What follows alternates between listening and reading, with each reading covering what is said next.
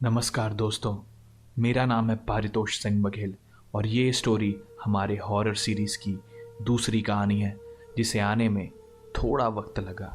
इस कहानी को शुरू करने से पहले मैं आप लोगों के सामने अपनी next horror comedy short film की पोस्टर को रिवील करने वाला हूँ, जो कि जल्द से जल्द हमारे यूट्यूब चैनल बियॉन्ड पर रिलीज़ होने को है, जिसका नाम है अलहन।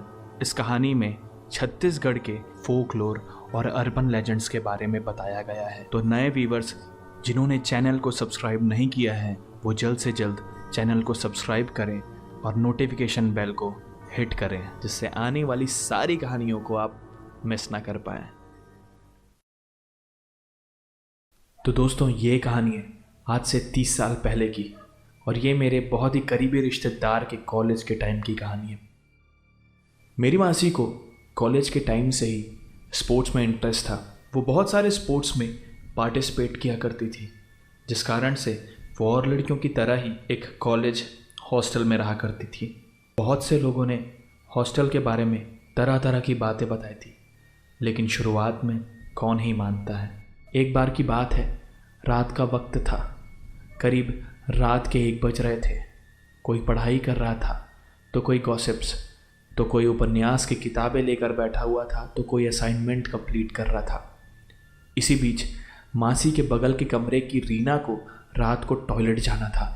वो अकेले जाना तो नहीं चाहती थी, लेकिन एक तो हॉस्टल की डरावनी कहानियाँ और ऊपर से कॉरिडोर के कॉर्नर का घनघोर अंधेरा। उस ज़माने में सीनियर्स को दीदी जी कहकर बुलाया जाता था। रीना की रूममेट यानी स्मिता दीदी, जो कि उसकी सीनियर थी, उसे रोज़ की तरह रीना मनाने लगी कि आज भी वो टॉयलेट तक का सफ़र उसके साथ तय करे। लेकिन स्मिता ने आज सीधी तरह मना कर दिया कि उसे आज असाइनमेंट कंप्लीट करना है और वो उसके साथ टॉयलेट नहीं जा सकती। इस बात को सुनकर रीना गुस्से से आग बबूला हो जाती है और दांत पीसते हुए कॉरिडोर में निकल आती है। कॉरिडोर में निकलते ही सन्नाटे को सुन उसका सारा गुस्सा ठंडा पड़ जाता है। वो डरते डरते अपनी कदमों की आहट के साथ आगे बढ़ती है। रीना जैसे तैसे घनघोर अंधेरे को पार कर टॉयलेट पहुंचती है। नल से गिरते हुए बूंदों की गूंज की साफ आवाज़ से ये साबित हो रहा था कि रीना अब अपने कमरे में बैठे दोस्तों से दूर अंधेरे टॉयलेट में सन्नाटे के बीचों बीच बिल्कुल अकेली है। रीना जल्दी से एक टॉयलेट के चेम्बर में घुसकर अपना काम फटाफट निपटाती है, जैसे कोई ट्रेन छूट रही हो। कुछ देर बाद रीना उस चेम्बर से निकलकर पुराने नल में मुंह हाथ धोने लगती है। तभी एक और चेम्बर की कुंडी के खुलने की आवाज़ आती है और रीना की मानो सांस ही थम जाती है। रीना धीमे से उस चेम्बर की ओर मुड़कर देखती है तो उसे उसकी रूममेट स्मिता दीदी दिखाई पड़ती है। ये देखते ही रीना का डर जैसे टॉयलेट में कहीं फ्लश हो जाता है। रीना स्मिता से कहने लगती है, जब आना ही था तो आप इतने नखरे क्यों कर रही थी, दोनों साथ में ही आ जाते। स्मिता बिना कुछ कहे वापस उसी चेम्बर में घुस जाती है। रीना स्मिता को मजाक उड़ाते हुए कहती है, अरे क्या हुआ, पेट खराब हो गया क्या?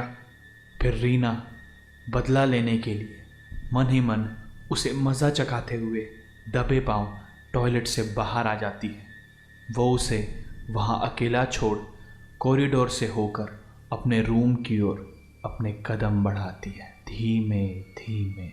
जब रीना अपने दरवाजे पर पहुँचती है तो उसकी दूसरी रूममेट आरती पूछती है कि इतनी देर क्यों लग गई।